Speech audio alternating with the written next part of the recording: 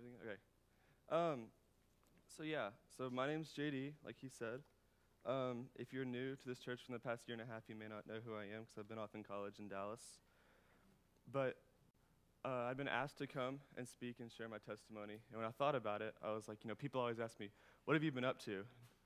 I'm like, how am I supposed to wrap that in, 30 seconds? Like, I've been up to so much. And so I wanted to come and speak to you and tell my church what I've been up to for the past year and a half. I know it's only been a year and a half, but God has done so much so far, and I'm just so excited to see what's going to be going on. First of all, I did go to UT Dallas. Joey, I think you had this confusion last time I was here, not UT Austin. You came up to me and you were like, how come Horns? I'm like, no, I'm not going to UT Austin. Bryce. But I come here, and I'm not trying to brag at all about what I've done or what I've been. What I've come is to thank my church family, to thank you so much for the foundation that you've laid before me, and just to give you a progress report on what's going on, and hoping that that'll continue to go further. So I guess the verse I want to outline today is, train a child in the way he should go, and when he is old, he will not turn from it. So I guess I'll just go ahead and get started. Freshman year, I moved down there, and I got involved right away in a group called Focus, which reaches about 4 different campuses, one of them which is University of North Texas. And I also got involved in a church called Northeast Church, which was truly a blessing to get to go to college and already be involved in a Christian organization as well as a church that the church is about this size, and it was just so welcoming. I remember when me and my parents went, I feel like 5 or 6 people welcomed us 6 steps into the door, and it was just incredible. Focus was the same way. We have about 150 people that come on the Friday night Focus. It's kind of like a youth event, or like a youth night for college students.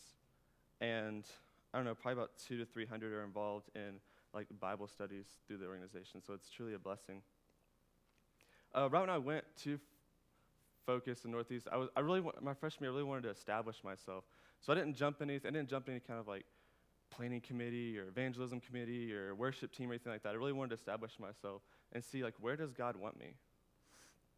And so, let's see, as I went, so I guess I'll just go ahead and get started on, like, me personally. These are some concepts that I may say, maybe kind of small, that may confuse you. We have concepts in Focus that we use that we'll probably spill out, and I just want to make sure that everything's clear. So I got involved in a core right away, which is, I guess, is like a small group Bible study. Sometimes we study the Bible directly, look at passages. Sometimes we look at a topic, and sometimes we just fellowship and can just hang out with one another and really love on one another. I got involved in a core of about 10 to 12 guys. Truly a blessing. I was very consistent to that core. I think I missed once because I was sick. After that, I got involved in a Bible study with one of my core foes, which would be one of my Bible study leaders. And we did what's called Focus on Jesus. And it's a 12-week Bible study that talked about, sin. It talked about community. It talked about fellowship. It talked about being sent into the world. And honestly, it was by far the most radical change I've ever had in my spiritual life ever. It was a one-on-one study, and my core fed Daniel got so real with me. He asked me questions that I had never been asked. He challenged me in ways that I'd never been challenged. And it was by far the biggest blessing of my life. And that's kind of the motto of Focus. It's one-on-one is how it's done. And I completely agree with that. I think that, when we come to church, it's great and all, but it's in those one-on-one relationships where we truly make impacts for God. I also got, towards the end of the year, I finished up Focus on Jesus, and my core actually challenged me to do a one-on-one study with a guy who was actually a chef at the university. So that was a neat experience. He was about 26 years old. He had been wrapped up in a big drug life and an alcoholic life, and he was a great guy, but just not always there. So that was a neat experience coming from 2 completely different backgrounds. We studied Ecclesiastes together. That was basically my freshman year. I really did most of the time just establishing myself and finding out who I was. And so here are 3 lessons that I learned, 3 important lessons I learned in my freshman year. One of my friends, Sirac, we were in his car one time. He challenged me. He challenged me to be more open and to allow God to challenge me and my ways of thinking. I think a lot of times we take guys like Billy Graham, Matt Chandler, even Clint. We take their words as God's words, and that's that's not always true. I mean, Clint's a great guy, and he knows a lot, and God definitely works in him, but he still needs Jesus. And so there were a lot of things that I learned that may not have always matched up with what I learned down there, that may not have always matched up with what I learned down here. And whether they're right or wrong, my friend just challenged me to be more open, to really find out what God says is truth, because he is truth. The second thing was to avoid the church clique. I remember going to Focus on Friday nights, and a lot of people thought I was like a sophomore or junior or senior usually, just because I knew so many people and I'd interact with so many people. And my Bible study leader, Daniel, challenged me to not talk to to people that I knew so much, and to really reach out to people that were new that night. He's like, it's great that you're interacting and building those friendships and stuff, but what about those people that are coming that are looking for something? What about those people that are coming to they're looking for a place to be in a community, a place to learn about God, and no one says hi to them? Like, what does that say about you and about what God's doing through you? And we can't be so focused on like the church that we forget what our mission is, and that's to go out. The third lesson I learned is to be joyful. I know my mom and I know Bryce and my aunt have always been like, why do you look so down? Why do you look so upset? I'm just like, I'm not upset. I'm content. Like, I'm content. And I'm like, but one of my friends came up to me and she's like, JD, be happy. Like, be happy. Like, the Spirit of God's in you. Be happy. Let that reflect on others. And I saw this verse. It says, Romans 12:11, never be lacking in zeal, but keep your spiritual fervor in serving the Lord. I also looked up the word enthusiastic. And the word enthusiastic actually, if you take it on the Greek roots, means entheos and iasm, which means in God, with God inside. So when we're enthusiastic, it just shows that we have God inside us. We have the Spirit of God flowing out of us, that we can't help but be joyful. And we can't help but be proud. And that reflects on others. I mean, who wants to walk into a room with 10 people that are just sitting there like this? Like, how can you be happy with that? So those are three. So that basically wraps up my freshman year. Those were 3 lessons that I learned. Sophomore year, this year, it's only been a semester, but man, it's been so moving so far. I went to Washington State to attend a youth campus ministry training kind of thing called SICM, where we learned about how to lead a Bible study, how to evangelize. We learned how to study the Scripture. It was incredible. It was only like a 4-day thing, but I feel like I learned a year's worth of stuff. And let's see. So I come back from there, and just with all this knowledge and all this hype, and I actually get asked to be a Corfa. I get asked to lead my own Bible study with me and 2 other guys. And so we meet every Wednesday night, and there's about 20 guys that come. We meet in like a freshman residence hall because an apartment's actually too small. So that's been a huge blessing. And what's crazy is that my we call them COFAs, my co-Bible study leaders are actually both leaving, more than likely both leaving next semester. So we have one more guy coming from another college who I know pretty well. But like, it's crazy to see, like, I thought I had like this 2 other guys are going to be working with me, and now God's kind of taking them elsewhere and bringing somebody else in, and I'm going to have to be like the more experienced Corpus. So that's going to be really challenging. I'm also leading 2 one-on-one studies, focus on Jesus. One's with a guy that's been involved in church all his life, a great guy, just a super nice guy. He's a freshman. One's a senior who kind of grew up Catholic, never went to church though, and so it's like complete opposites. It's really weird, but it's been so cool. The guy that was actually a senior, he got saved about a month ago, so that's awesome. I'm kind of getting to go through the concepts of Christianity with him, like how to be a disciple. I'm presently looking for another study. I also got involved in the worship team there. If you know, I play bass here, and I missed it so much. That year off was so crazy. I missed playing, and I don't know if I could ever go to like a Church of Christ church because I think I would miss playing music so much. So yeah, that's kind of the year and a half wrapped into one testimony. So if you ever come and ask me, or if you ever come and ask me like, hey, what have you been up to? I hope this has informed you enough. So I want to finish off because I feel like that'd be maybe a little too long for a testimony. But I want to talk about one thing that God's been really working in my life, one concept that he's been really driving at me, and that's just to tell the world.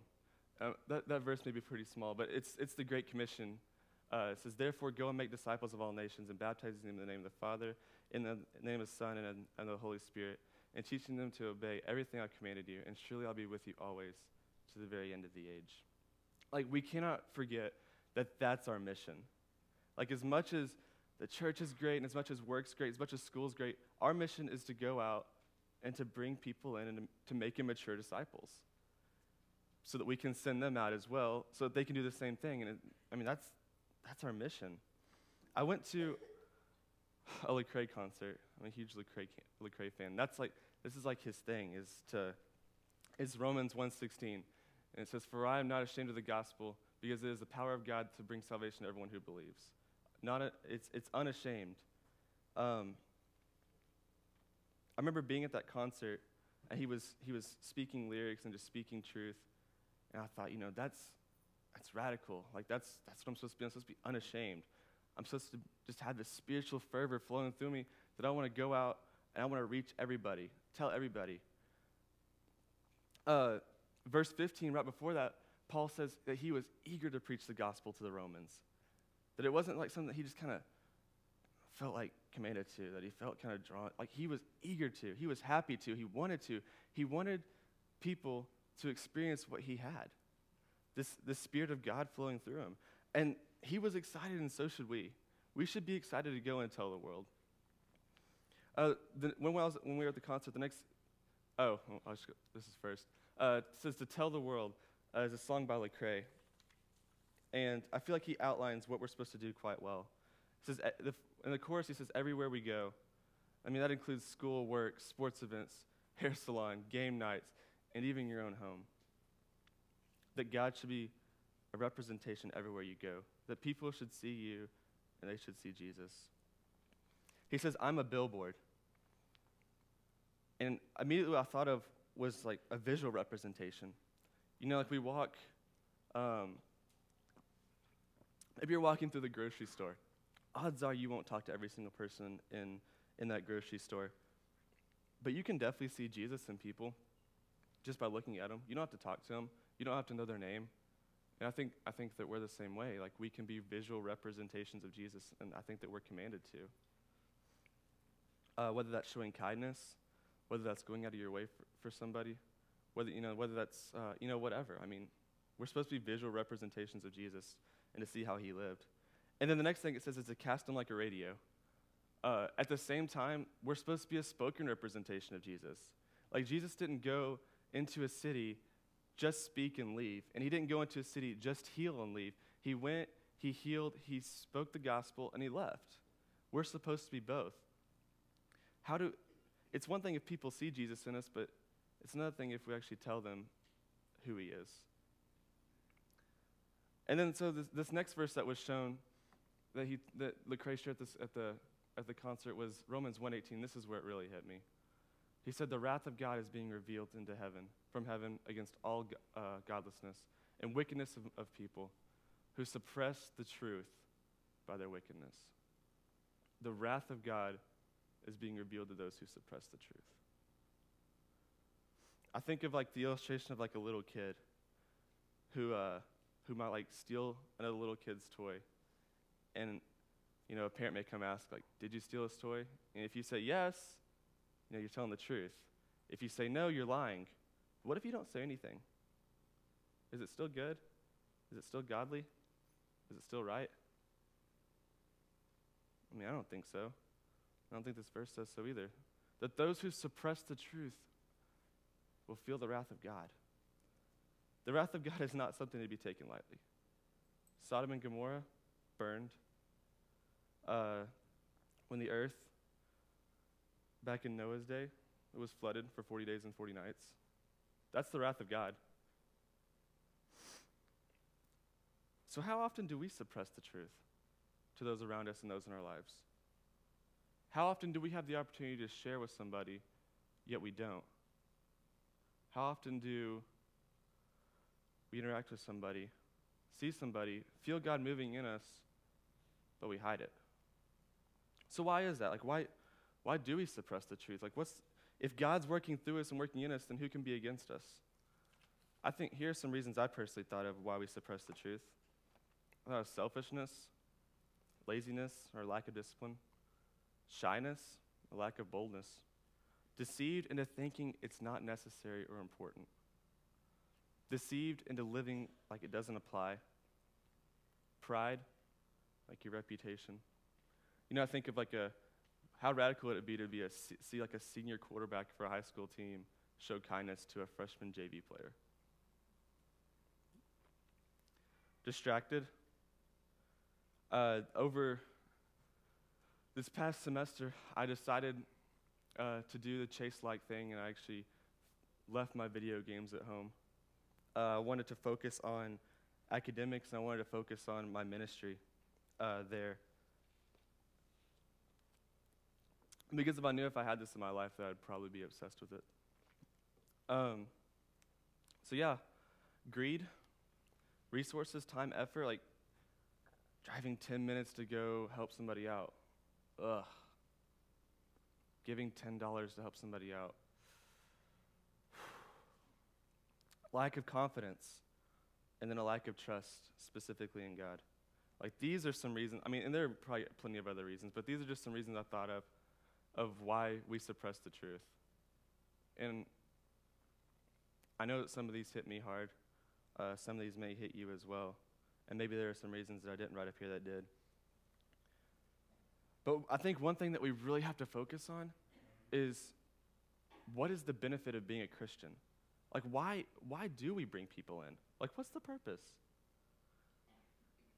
And so here's some benefits I thought of to being a Christian. And like I said, I'm really sorry if you can't read these, but I'm going to say them all out loud anyway. A fulfilled life, peace, purpose. Your life has value, eternal assurance, filled with the Holy Spirit, working towards a goal, the truth in you, blessings, and then even the church itself. Like, there's so many benefits to being part of a church, to being part of the church of God. You know, whether that's always having somebody on your back, always having somebody that's accountable for you, that's checking up on you, or whether that's just like being on the church softball team. You know, there's so many benefits to being part of a church, and we have to keep that in mind whenever we tell people about God. Like, this is why I'm giving this to you. I'm not just giving this to you just because I think it's good for you. I'm giving this to you because you have all of these things to look forward to, that this is what you're missing out on, especially that eternal assurance. The last thing I want to bring today is just some practical advice. And these are things that I've talked with my core about, that we kind of did a study on as we did an evangelism talk. I feel like the first two go hand in hand. Learn to listen and ask good questions. And as well as at the bottom, don't monologue. I feel like a lot of telling the world involves not telling the world. A lot of it just involves hearing people out, hearing where they're at, and helping them through that. I know my pastor back in Richardson told us a story. He talked about this guy that approached a pastor, and he said, "Hey, are you a Christian?" And right away, the pastor could have said, "Yeah, I'm a Christian. That's who I am." But he said, like, what is it? Like, what is a Christian to you? He said, well, to me, a Christian is somebody who shuns non-believers, who hates anybody outside the church, who's greedy with their money and their time. He's like, well, I'm not that, but how about I take you out to lunch and I'll show you who I am. Didn't say he wasn't a Christian. He just says he wasn't what this guy perceived as a Christian. And had he not asked that question, learned to listen, he would have said, yeah, I'm a Christian, the guy would have probably walked off and never had the opportunity to hear him out. Third thing is be ready for anything. 2 Timothy 4:2 talks about being ready in and out of season. I'm not completely sure what exactly that means, but I do know it means be ready for anything. Be ready in all times, whether you're on a mission trip, and you're supposed to have people coming up to you, you're supposed to be giving message, or whether you're in the middle of class and somebody asks you a really tough question. Like, be ready. Be ready to give your account. Be ready to give your testimony. Be ready to tell them what God's doing in your life. I love this one. Find common ground. You look in Acts 17:16 through 34, and Paul walks in to Athens. And I love this story. He walks in there, and they have all of these different idols everywhere. And he's like, he's trying to preach the gospel to them, and they're like, I'm not understanding what you're saying. Can you please clarify? And he sees a statue, and it says, an unknown God at the bottom. And he says, you people are very religious, and you have this thing that says unknown God.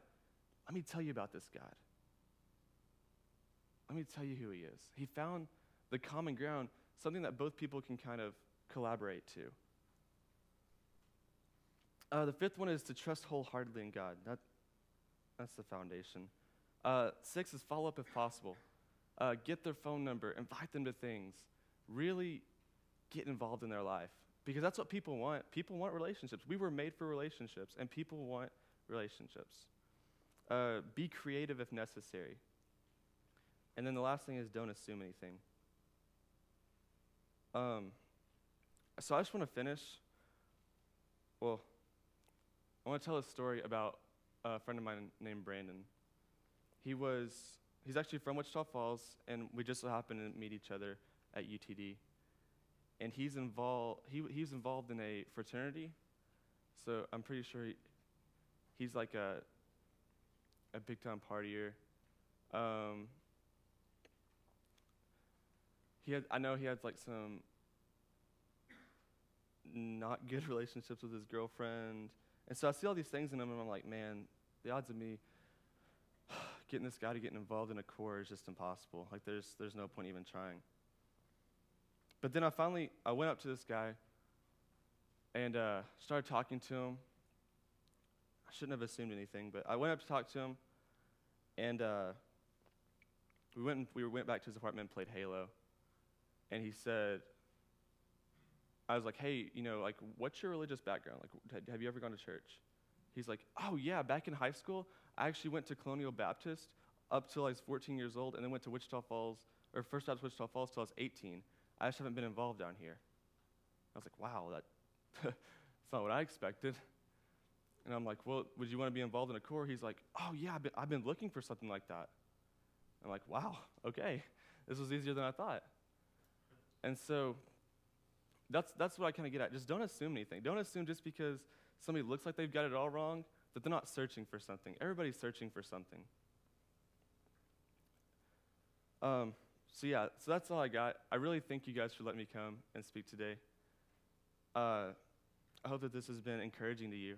I know a lot of this may come off as braggy or whatever, but I really believe, like what Luke 6 talks about a foundation, how Jesus is the foundation of our Christianity. I think that analogy goes hand in hand with the fact that this church is a big foundation for my Christian life.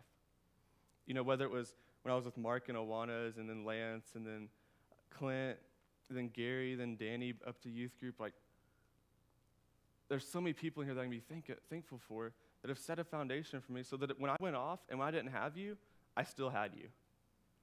I thank you so much for your thoughts and your prayers and your words of encouragement. I know Ruth Ann sends me a text every once in a while just encouraging me. And I can only hope that my Christian life grows farther. I remember whenever I was speaking here, right before I left, I wanted to be somebody that grew in college.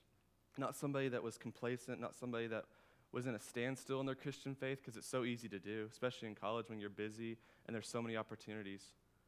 I wanted to grow, and I really feel like I'm doing that. I've definitely had my downfalls. I remember the end of the first semester of my freshman year, I was really in a standstill in my Christian faith for like a month or so. remember like actually left my church and went and tried out other churches, thinking that that church wasn't good for me and that's not what I needed. When it came to be that it was actually me that was at fault with that. Like, that was me that needed to change. See, I mean, like, I've had my my trials, my tribulations, but like, I'm here to stand before you a year and a half after leaving for college, a man of God, still on fire, still wanting to bring, just wanting to go out and to make disciples, to fulfill the Great Commission. So, like I said, I thank you guys so much. I love you I love you so much. You guys mean the world to me. Thank you very much.